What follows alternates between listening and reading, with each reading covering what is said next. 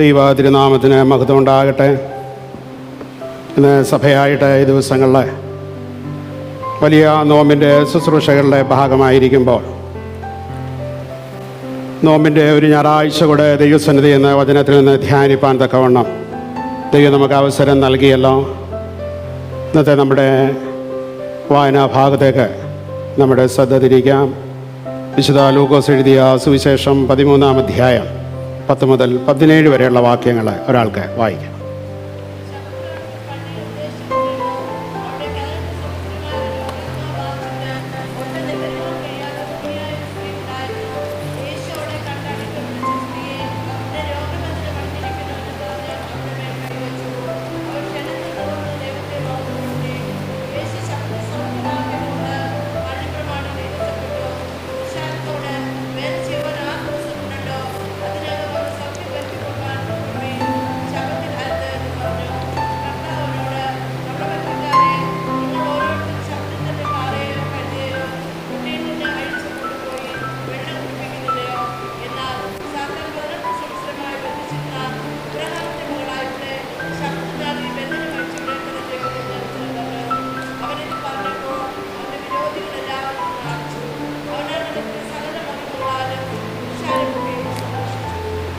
പ്രാർത്ഥിക്കാം. ദൈവമായ കർത്താവേ, വിശുദ്ധനായിരിക്കുന്ന അങ്ങേ സ്തുതിപ്പാനും ദൈവവചനത്തിൽ നിന്ന് കേൾക്കുവാനും ഇന്ന് ഞങ്ങൾക്ക് നൽകിയ അവസരത്തിനായിട്ട് നന്ദിയോടെ സ്തോത്രം ചെയ്യുന്നു.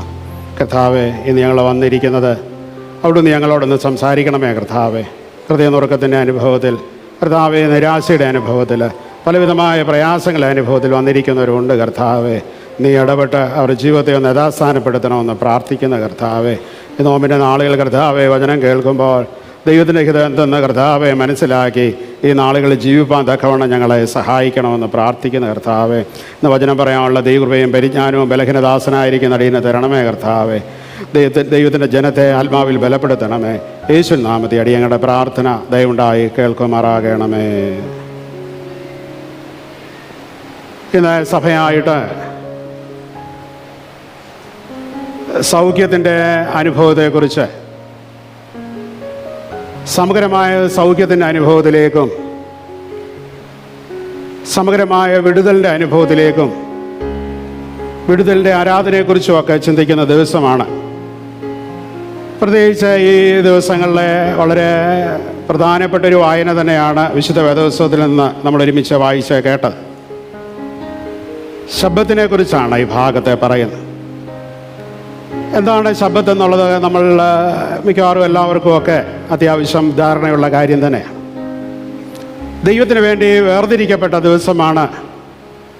പ്രപഞ്ചം മുഴുവൻ ദൈവത്തെ ആരാധിക്കുന്ന ഒരു പ്രത്യേക ഒരു ദിവസം കൂടെ ആയിട്ട് വേർതിരിക്കുകയാണ്. നമ്മൾ പ്രഭാതത്തിൽ എഴുന്നേൽക്കുമ്പോൾ പ്രപഞ്ചം മുഴുവൻ ദൈവത്തെ ആരാധിക്കുന്ന കേട്ടുകൊണ്ടാണ് നമ്മൾ എഴുന്നേൽക്കാറുള്ളത്, അല്ലേ?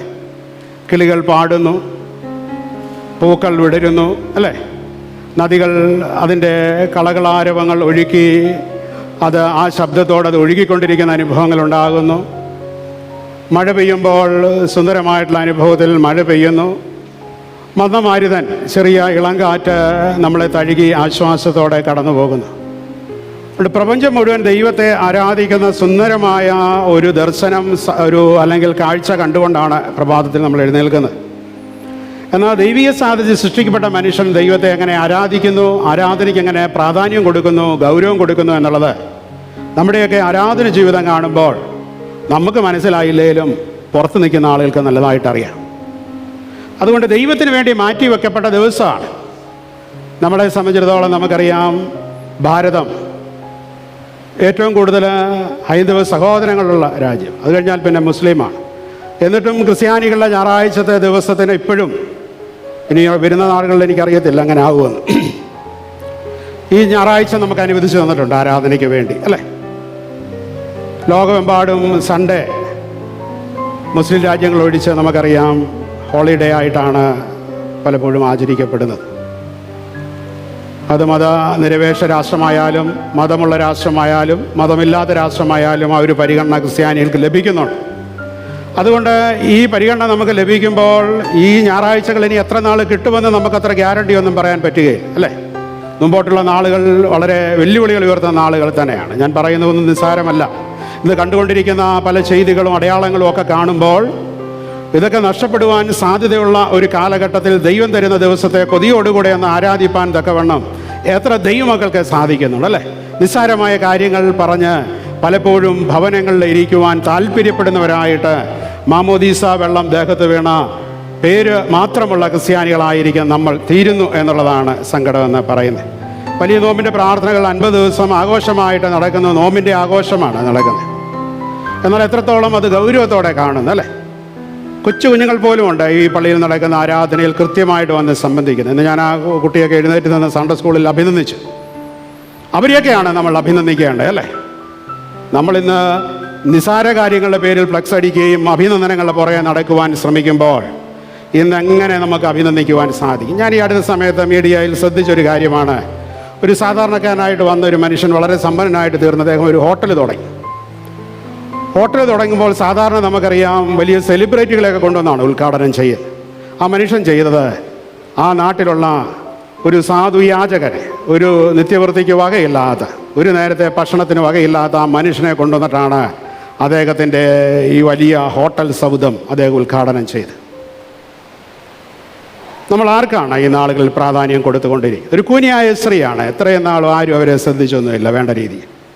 എന്നാൽ കർത്താവ് അവരെ കാണുകയാണ് അല്ലേ? അതുകൊണ്ട് ബലഹീനൻ്റെ പക്ഷം ചേരുന്നവനാണ് കർത്താവ് എന്ന് പറയുന്നത്. അതാണ് കർത്താവിൻ്റെ ശുശ്രൂഷയുടെ ഏറ്റവും വലിയ പ്രത്യേകതയായിട്ട് നമുക്ക് വായിച്ചെടുക്കുവാൻ സാധിക്കുന്നത്. ദൈവത്തിനായിട്ട് മാറ്റിവെക്കപ്പെട്ട ദിവസമാണ് ശബ്ബത്ത്. ആരാധനയുടെ ഉത്സവം നടക്കുന്ന ദിവസമാണ്. It is A celebration of love.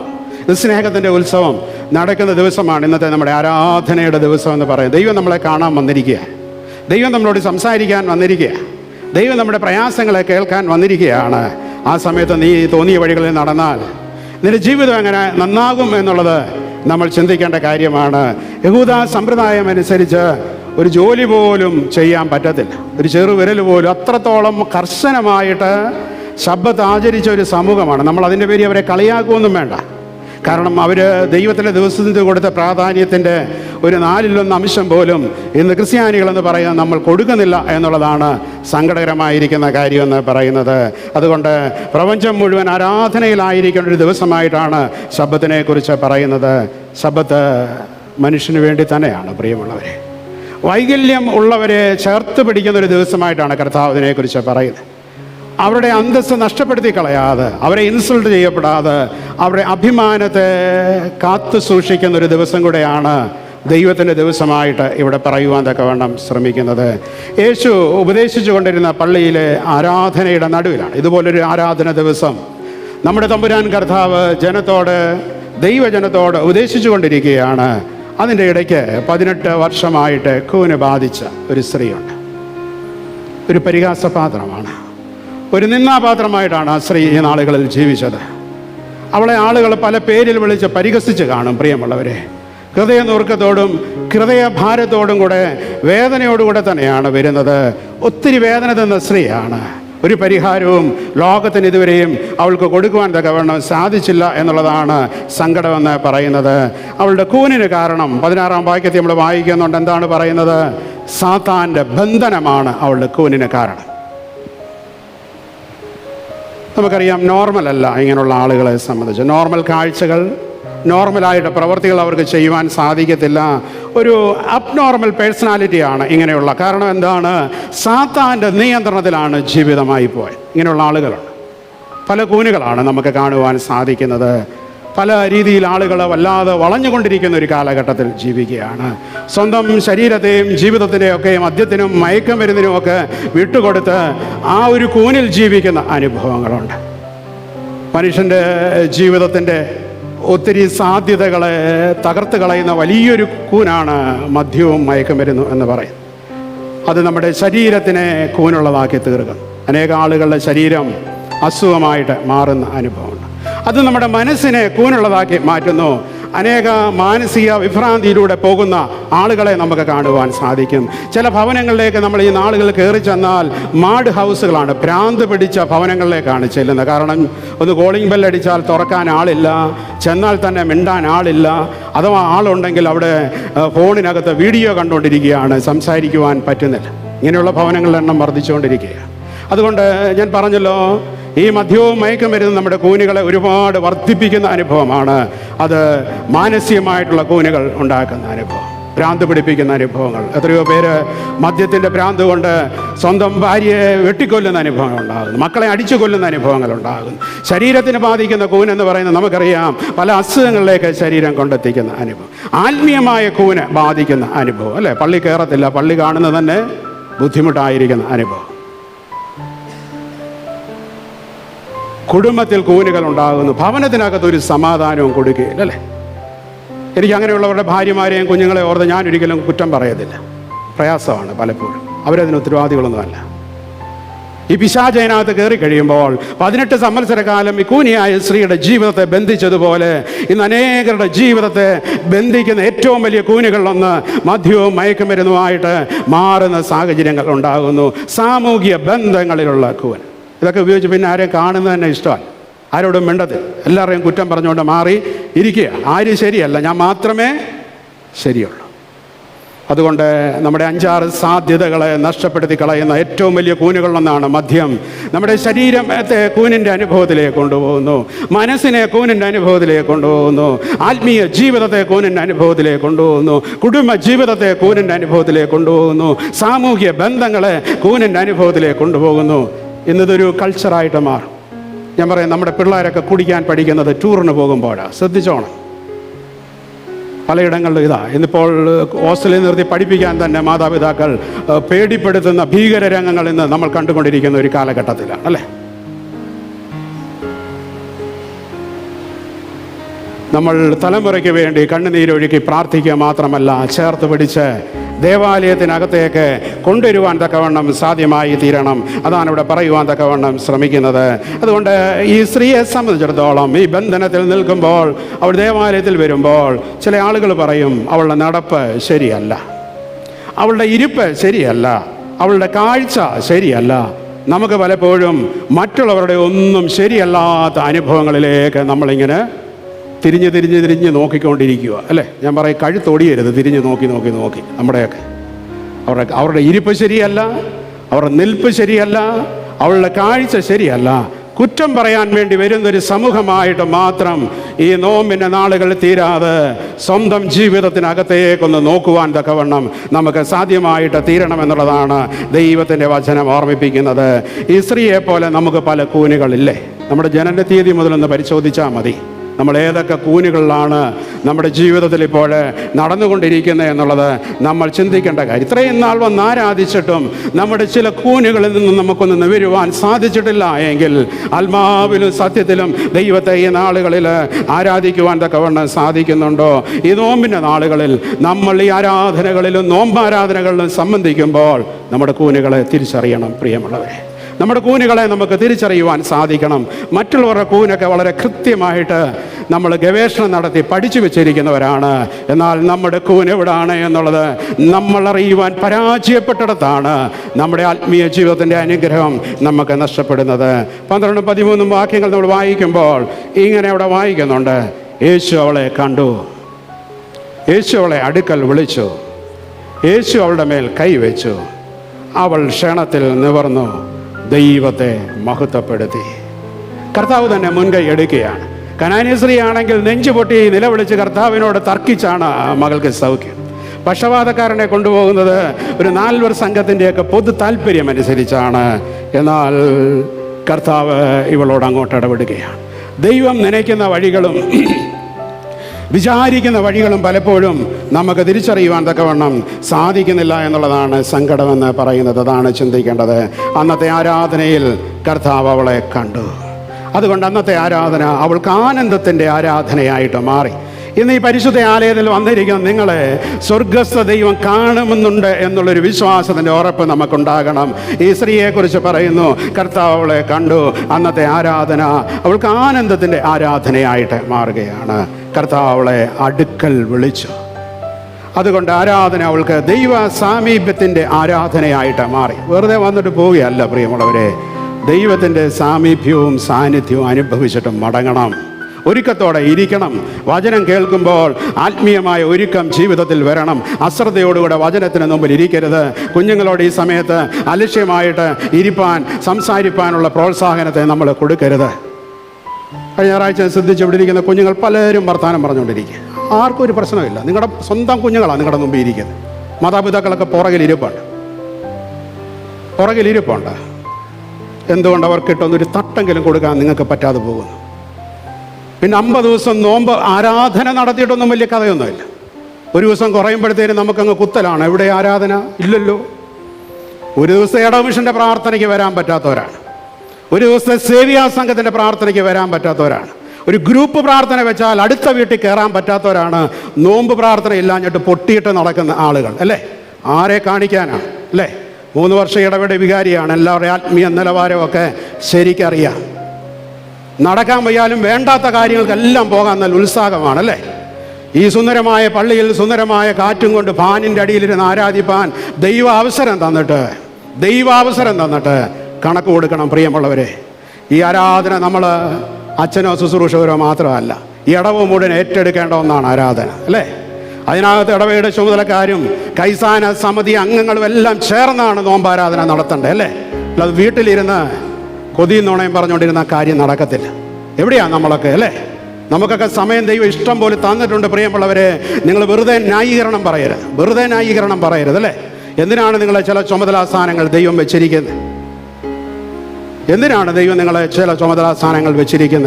കൈസാന സമിതിയിലും മറ്റെല്ലാ ഉത്തരവാദിത്തങ്ങളും നിങ്ങളുണ്ടല്ലേ? പറയുമ്പോൾ ഞാൻ തോമസ് ലീഗയുടെ അനിയനാണ്. ജീവിതത്തിൽ എന്തോ ഉണ്ട് എന്നുള്ളത് പരിശോധിച്ചോണം അല്ലേ? ജീവിതത്തിൽ എന്തുണ്ട് എന്നുള്ളത് പരിശോധിച്ചോണം. ഞായറാഴ്ച ആരാധനയ്ക്ക് പോലും വരാതെ, ഒരു പ്രാർത്ഥനയിൽ പോലും സംബന്ധിക്കുവാൻ സാധിക്കാതെ, നമ്മുടെ ആത്മീയ ജീവിതം ശരിയാണെന്ന് നമ്മൾ പറയുന്നിടത്താണ് നമുക്ക് വീഴ്ച പറ്റിയിരിക്കുന്നത് അല്ലേ? അതിനാരെയും കുറ്റം പറഞ്ഞിട്ട് കാര്യമില്ല.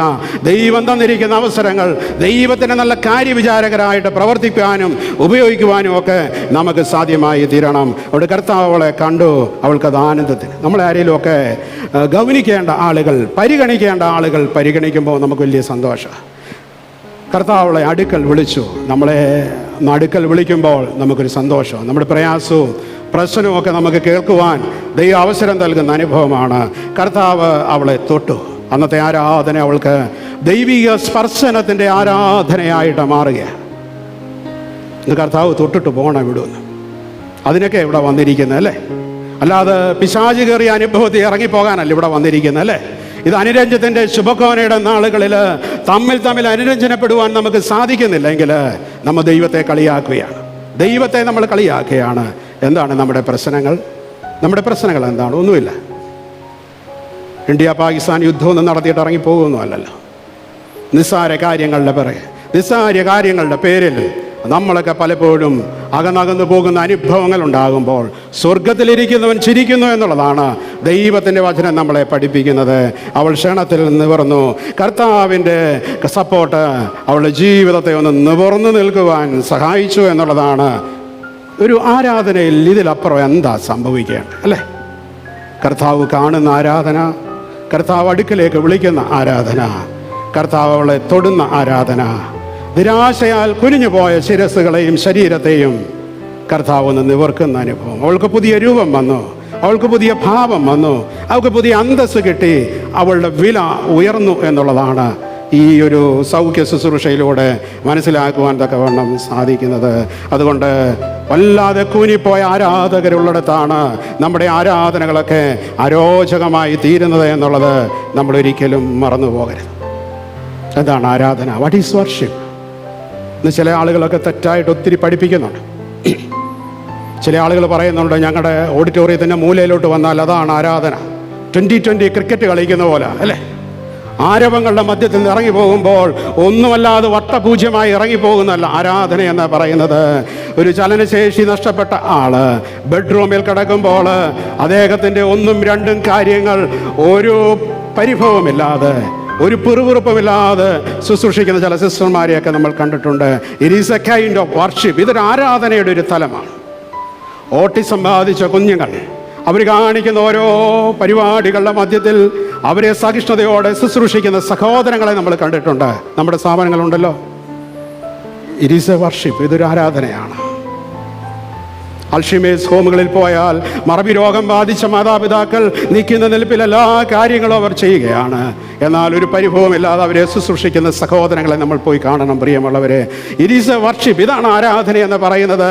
അല്ലാതെ പ്രിയമുള്ളവരെ DJ പാർട്ടി പോലെ ബഹളങ്ങൾ ഉണ്ടാക്കി ആരാധിച്ചിട്ട് ഇതാണ് ആരാധന എന്ന് പറയുന്നവരോട് എനിക്ക് പറയാനുള്ളത്, തമ്പുരാൻ ആരാണെന്നുള്ളതിൻ്റെ ABCD ഇതുവരെയും മനസ്സിലായിട്ടില്ല. അങ്ങനെയൊക്കെ പോയി തലവെക്കുന്ന ചില ആളുകളുണ്ട്. ബേസിക്കായിട്ട് ദൈവം ആരാണ് എന്ന് പിടികിട്ടിയിട്ടില്ല. അവിടെയാണ് പ്രശ്നം. കർത്താവ് എത്ര സൗമ്യമായിട്ടാണ് കാര്യങ്ങൾ പറയുന്നത്, എത്ര ശാന്തമായിട്ടാണ് പള്ളിയിൽ വന്ന് കർത്താവ് സംസാരിക്കുന്നത് അല്ലേ. ഒത്തിരി ശബ്ദം കൂട്ടുന്ന ഞാൻ പറയാം, അവർക്ക് എന്തോ പ്രശ്നമുണ്ടെന്നാണ് ഞാൻ പറയുന്നത്. ദൈവം പൊട്ടനൊന്നുമല്ല. ഒത്തിരി ശബ്ദം കൂട്ടി നമുക്കെന്നാൽ ഹൈ വോൾട്ട് സ്പീക്കർ കൊണ്ടുകൂടെ വെക്കാം അല്ലേ. ആവശ്യത്തിനുള്ള മൃദുലമായ, വളരെ മൃദുവായ ശബ്ദമാണ് ദൈവത്തിൻ്റെ ശബ്ദം. അതുകൊണ്ടാണ് ഈ സൗണ്ട് ഇടുമ്പോഴൊക്കെ ഞാൻ പറയുന്നത് ഒരു മഴ പെയ്യുന്ന പോലുള്ള ശബ്ദമേ ചെവി വരാവൂ. സുന്ദരമായിരിക്കണം അല്ലേ. പിള്ളേർക്കൊക്കെ ഇപ്പോഴത്തെ ഭീകര സൗണ്ടുകളോടാണ് താല്പര്യം. അച്ഛൻ കുർബാന എഴുന്നള്ളിച്ചുകൊണ്ട് വരുമ്പം ഇവിടുത്തെ കാര്യമല്ല ഞാൻ പറഞ്ഞത്, കീബോർഡിൽ വില്ലൻ വരുന്ന മാസ് എൻട്രിയൊക്കെയാണ് ചിലയിടത്തിടുന്നത്. എന്നാ നമുക്കിതിനെക്കുറിച്ചുള്ള അടിസ്ഥാന ബോധ്യം എന്താണ്? നമ്മൾ ഇതിനെക്കുറിച്ച്, ആരാധനയെക്കുറിച്ച്, ശുശ്രൂഷയെക്കുറിച്ച് നമ്മൾ മനസ്സിലാക്കിയിരിക്കുന്നത് അത് നിൻ്റെ ഹൃദയത്തിൻ്റെ ആഴത്തിലേക്ക് പതിയട്ടെ. അല്ലാതെ ഈ പള്ളി നിറച്ചും സ്പീക്കറുകളും ശബ്ദ സംവിധാനവും കൊണ്ടുവച്ചിട്ടും ഒന്നും നന്നാകാനൊന്നും പോകുന്നില്ല. ഇത് ഹൃദയത്തിനകത്തേക്ക് ശാന്തമായിട്ടൊന്ന് കയറണം പ്രിയമുള്ളവരെ. എങ്കിൽ മാത്രമേ ഇത് നന്നാക്കി എടുക്കുവാൻ തക്കവണ്ണം നമുക്ക് സാധിക്കത്തുള്ളൂ എന്നുള്ളതാണ് ഇവിടെ പറയുന്നത്. ഇന്ന് ആരാധനയോട് പുതിയ തലമുറയ്ക്ക് താല്പര്യങ്ങൾ കുറഞ്ഞു വരുന്ന ഒരു കാലഘട്ടത്തിലാണ് നമ്മൾ ജീവിക്കുന്നത്. ഇന്നത്തെ നമ്മുടെ ചെറുപ്പക്കാർക്കൊക്കെ ബർഗർ തിന്നാനാണ് താല്പര്യം. പിസ്സ ഹട്ടുകളിലേക്ക് പോകാനാണ് അവർക്ക് കൂടുതൽ താല്പര്യം. ഷവർമയുടെ ഹട്ടുകളിലേക്ക് പോകുവാനാണ് അവർക്ക് താല്പര്യം. KFC തിന്നാനാണ് അവർക്ക് താല്പര്യം. മാളുകളിൽ ചുറ്റിത്തിരിയാനാണ് താല്പര്യം. ആരാധനയ്ക്ക് പോകുവാൻ, ഒരാത്മീയ സമ്മേളനത്തിന് പോകുവാൻ ഇന്ന് നമ്മുടെ എത്ര ചെറുപ്പക്കാർക്ക് താല്പര്യമുണ്ട് എന്നുള്ളത് നമ്മൾ ചിന്തിക്കണം. പിശാചിൻ്റെ കരങ്ങളിൽ പിടിക്കപ്പെട്ടിരുന്ന അനുഭവം പുതിയ തലമുറയ്ക്കുണ്ടാകാൻ പാടില്ല പ്രിയമുള്ളവരെ. ഈ നാളുകളിൽ ഞാൻ വീണ്ടും പറയുകയാണ്, അവരെ ചേർത്ത് നിർത്തുവാനും പ്രാർത്ഥിക്കുവാനും തിരുത്തുവാനും ഒക്കെ നമുക്ക് സാധ്യമായി തീരണം. അതുകൊണ്ട് ആലയത്തിൽ വന്നിരിക്കുന്നത് ഇന്ന് പ്രശ്നങ്ങളെ ഇറക്കി വെക്കുന്നതിന് വേണ്ടിയാണ്, ദൈവത്തെ കാണുന്നതിന് വേണ്ടിയാണ്. ദൈവം ഒന്ന് എഴുന്നള്ളിയിട്ടുണ്ട് പ്രിയമുള്ളവരെ. നമ്മളോട് സംസാരിക്കുവാൻ തക്കവണ്ണം തമ്പുരാൻ ഇവിടെ വന്നിട്ടുണ്ട് എന്നുള്ളതാണ് നമ്മൾ ചിന്തിക്കേണ്ട കാര്യമായിട്ട് പറയുവാൻ തക്കവണ്ണം ശ്രമിക്കുന്നത്. 13-ാം വാക്യത്തിൽ നമ്മൾ വായിക്കുന്നു, അവൾ ക്ഷണത്തിൽ നിവർന്നു ദൈവത്തെ മഹത്വപ്പെടുത്തി. ഇതുവരെ സ്ത്രീയുടെ നോട്ടം തന്നിലേക്കും മണ്ണിലേക്കും മാത്രമായിരുന്നു എന്നുള്ള അവസ്ഥയാണ് ഇവിടെ നമുക്ക് വായിക്കുവാൻ തക്കവണ്ണം സാധ്യമായി തീരുന്നത്. ചിലർക്ക് അങ്ങനെയാണ്. എപ്പോഴും മറ്റുള്ളവർ നമ്മുടെ മുമ്പിൽ കുനിഞ്ഞു നിൽക്കണം, ഓശാനിച്ച് നിൽക്കണമെന്ന് ആഗ്രഹിക്കുന്ന ആളുകളുണ്ട്. ഇന്ന് ജനാധിപത്യ സംവിധാനത്തിൽ പോലും അങ്ങനെയുള്ള ഭരണാധികാരികളെ നമുക്ക് കാണുവാൻ സാധിക്കും. കഴിഞ്ഞ ദിവസം നമ്മൾ കണ്ടതാണ്, ഉത്തരേന്ത്യയിലോ ഒരു നമ്മുടെ സ്റ്റേറ്റിലെ ഒരു ജനപ്രതിനിധി ചെയ്താണ് ഒരു ദളിത് മനുഷ്യന് മുമ്പിൽ മുഖത്ത് മൂത്രമൊഴിച്ച അനുഭവം. നമ്മൾ വളരെ ആധുനികമായ ഒരു കാലഘട്ടത്തിൽ ജീവിച്ചുകൊണ്ടിരിക്കുമ്പോൾ എത്ര അഹങ്കാരത്തോടു കൂടെയാണ് ചില നേതാക്കന്മാരെ പെരുമാറിക്കൊണ്ടിരിക്കുന്നത് അല്ലേ. അവർക്ക് എപ്പോഴും ആളുകൾ ഇങ്ങനെ ഓച്ചാനിച്ച് നിൽക്കണം എന്നുള്ള പഴയ ജന്മി കുടിയാൻ ഫ്യൂഡലിസ്റ്റ് മാടമ്പി സമുദായത്തോടാണ് താല്പര്യം അല്ലേ. ഈ സ്ത്രീ എപ്പോഴും കുനിഞ്ഞു നിൽക്കണമെന്ന് ആഗ്രഹിച്ച ചില ആളുകൾ ഉണ്ടായിരുന്നിരിക്കാം. എന്നാൽ കർത്താവ് ഈ സ്ത്രീയെ ഉയർത്തുന്നതും മഹത്വപ്പെടുത്തുന്നതുമാണ് ഇവിടെ കാണുവാൻ സാധിക്കുന്നത്. അതുകൊണ്ട് അവരിൽ നിന്ന് പരനിലേക്ക് നോക്കുവാൻ കഴിയുന്നതാണ് ശരിയായ സൗഖ്യം എന്നുള്ളത് ഈ വലിയ നോമ്പിൻ്റെ നാളുകളിൽ തമ്പുരാൻ പറയുകയാണ്. അവരിൽ നിന്ന് പരനിലേക്ക്.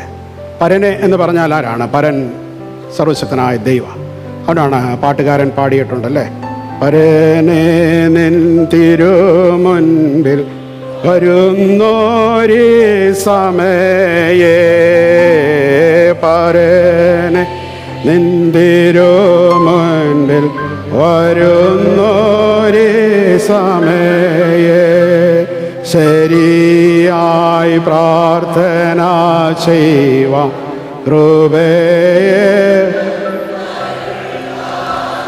ശരിയായി പ്രാർത്ഥന ചെയ്യുവാൻ കൃപയെ തന്നരുൾക.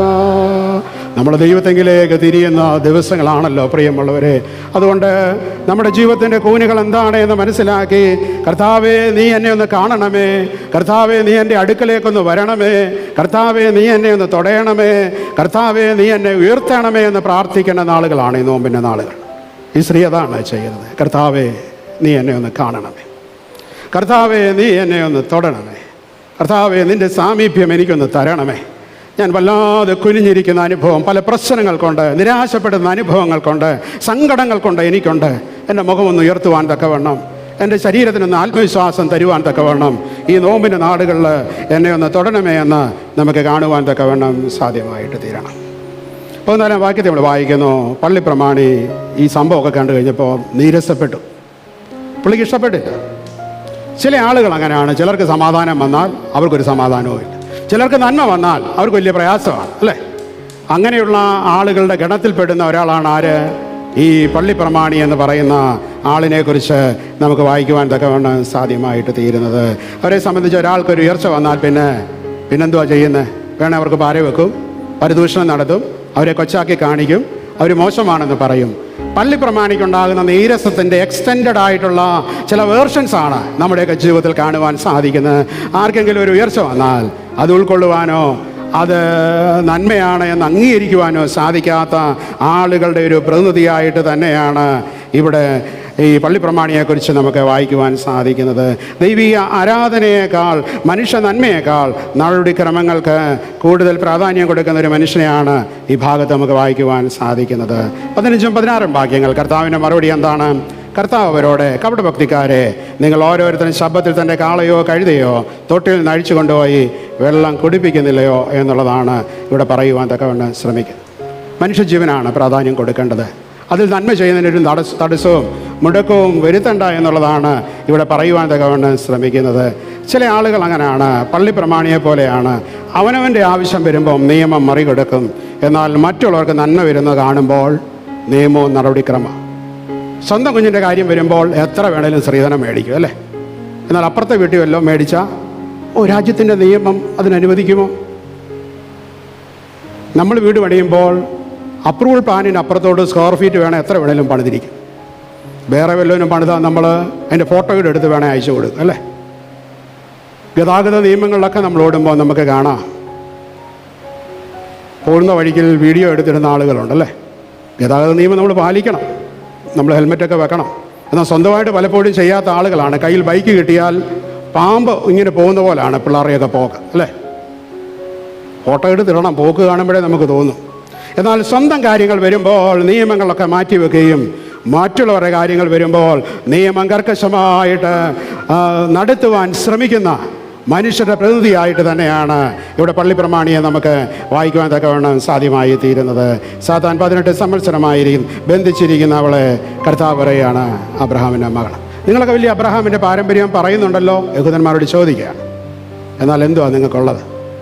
എന്നാൽ ഈ സ്ത്രീയെ, നിന്നാപാത്രമായ സ്ത്രീയെ, പരിഹാസ വിഷയമായ ഈ സ്ത്രീയെ, തള്ളിക്കളഞ്ഞ സ്ത്രീയെ, അവഗണിച്ച ഈ സ്ത്രീയെ കർത്താവ് പറയുവാണ്, ഇവളാണ് അബ്രഹാമിൻ്റെ മകൾ. നീ സാത്താന ബന്ധനത്തിലാണെങ്കിൽ, നമുക്കൊരു പ്രൊമോഷൻ കിട്ടണമെന്നുണ്ടെങ്കിൽ, നമ്മൾ ഈ നോമ്പിൻ്റെ കാലഘട്ടത്തിൽ അനേക കൂനുകളിൽ നിന്ന് പുറത്തു വന്നെങ്കിൽ മാത്രമേ ഈ പദവിയിലേക്ക് പ്രവേശിക്കുവാൻ തക്കവണ്ണം സാധ്യമായി തീരുകയുള്ളൂ എന്നുള്ളതാണ്. തുടർന്ന് നമ്മൾ വായിക്കുന്നു, അവൻ്റെ വിരോധികളെല്ലാവരും നാണിച്ചു, പുരുഷാരമൊക്കെയും. തിന്മ ആത്യന്തികമായിട്ട് പരാജയപ്പെടും പ്രിയമുള്ളവരെ. നന്മയെ ജയിക്കത്തുള്ളൂ. അങ്ങനെ നമ്മൾ പറയും, ദൈവം ഉള്ളതുകൊണ്ട്, സത്യമുള്ളതുകൊണ്ട്. എത്രയോ തെളിയപ്പെടാത്ത കേസുകൾ വർഷങ്ങൾക്ക് ശേഷം തെളിഞ്ഞില്ല. എത്രയോ മൂടിവെച്ച കള്ളത്തരങ്ങൾ നാളുകൾക്ക് ശേഷം ലോകം അറിഞ്ഞില്ല. അതുകൊണ്ട് ഇവിടെ നമ്മൾ വായിച്ചു, അവൻ്റെ വിരോധികളെല്ലാവരും നാണിച്ചു.